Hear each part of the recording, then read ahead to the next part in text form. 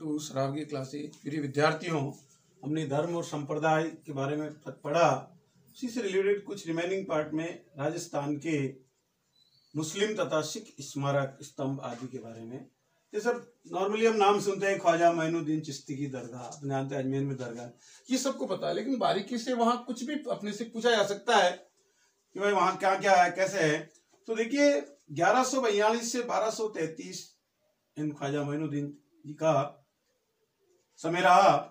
और देशी विदेशी यानी भारत देश ही नहीं बल्कि संपूर्ण जो हमारा संसार है, समग्र संसार में भारत देश में तो सभी धर्म के लोग जाते हैं और विदेशों से भी दूसरे भी आते हैं, लेकिन जो मुस्लिम समुदाय के लोग हैं वो देश विदेश से आते हैं और सबके श्रद्धा का केंद्र है।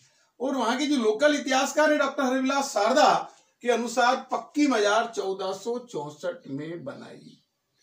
जो मजार है ना उसका पक्का रूप पहले जो भी जैसा भी थी वैसी थी और रास्ता थी, अब उसको फिर सुधार किया उसमें। जब अजमेर मालवा के सुल्तान मोहम्मद खिलजी के अधिकार में था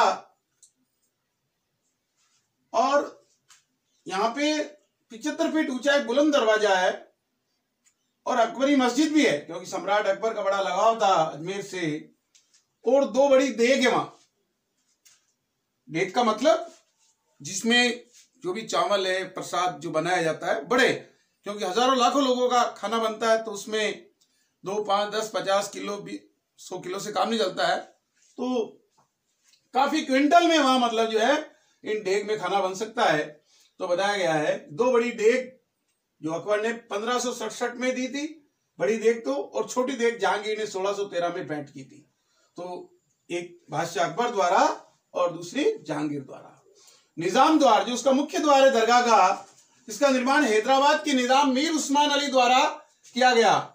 और वहां जो 2 बड़े नगाड़े हैं जो बजाए जाते हैं वो अकबर ने भेंट किए थे। मुगल सम्राट अकबर ने 2 बड़े नगाड़े भेंट किए थे।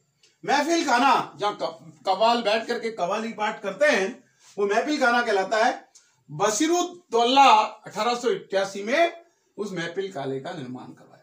शेख मोइनुद्दीन का मुख्य मजार का निर्माण 1537 में मांडू के सुल्तान गयासुद्दीन खिलजी ने करवाया। बेगमी दालान का निर्माण जहांरा, शाहजहां की जो लड़की थी जहांरा ने करवाया था बेगमी दालान का।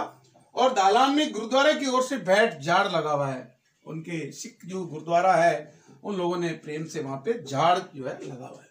और मुख्य मजार जो बनी हुई है उसके चारों ओर चांदी का कटरा जयपुर महाराजा सवाई जयसिंह ने 1700 से 43 में बनवाया था। दरगाह की शाहजहानी जो मस्जिद है वो शाहजहां द्वारा बनाई गई। ये यहाँ तक दरगाह के बारे में इतनी विस्तृत बातें आपको ध्यान में रहनी चाहिए। दूसरी जो दरगाह है वो हजरत शक्कर पीर बाबा की दरगाह नरहड़ ग्राम है झुंझुनू जिले में, और झुंझुनू से 40 किलोमीटर दूर है ये नरहड़, देव रोड आहड़ में नरहड़ दरगाह है। और कृष्ण जन्माष्टमी को यह मेला भरता है और ये हिंदू और मुस्लिम धर्मावलियों का समन्वय है, इसलिए तो कृष्ण जन्माष्टमी को मेला भरता है। फिर नेक्स्ट तीसरी हमीमुद्दीन नागौरी की दरगाह नागौर में है और ये एक सूफी संत थे और इनकी जो दरगाह है 52 फीट ऊंचे बुलंद दरवाजा बना हुआ है वहां पे की भव्यता है। और हमीमुद्दीन सुल्तान तोरकिन साहब की दरगाह गिरानी तालाब के पास स्थित है। सैयद फखरुद्दीन की मजार गलियाकोट बीकानेर डूंगरपुर जो जिला है वहां पे गलियाकोट नाम स्थान पे सैयद फखरुद्दीन साहब की मजार बनी हुई है।